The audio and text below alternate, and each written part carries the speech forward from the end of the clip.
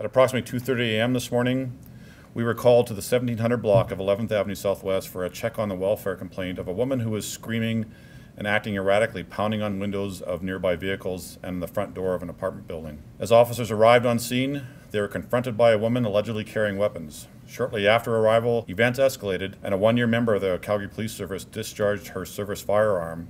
The 27-year-old woman was struck and subsequently died as a result. The members involved in this incident have my full and complete support, as they have the support of the service. From the information I have been given, I am firmly of the belief that this member acted appropriately to protect herself, her partner, and members of the public. Today, you may have also been hearing about a proposal to the Calgary Police Commission for an independent review of the shootings that have impacted our service and the citizens of Calgary. This is not about any one particular shooting. However, I am compelled to ensure our members have the correct leadership, policy, procedures, and equipment, as well as training to ensure that we are policing the community in the safest, most contemporary way possible, given the changing nature of criminality in this city.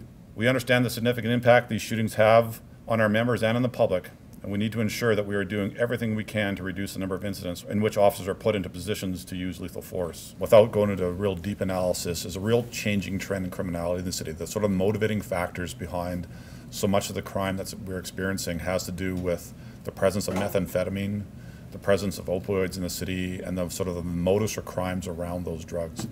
Heavy addiction without sort of the right kind of treatments that forces people into crime to support that drug can be a big problem. I don't know in this case if it has anything to do with this matter. We do know there's some erratic behavior, so that'll come out of the investigation. But I do know in general, as we talk about what's changing in the city around the motivation, the underlying factors around criminality, it has a lot to do with this presence of these drugs in the city.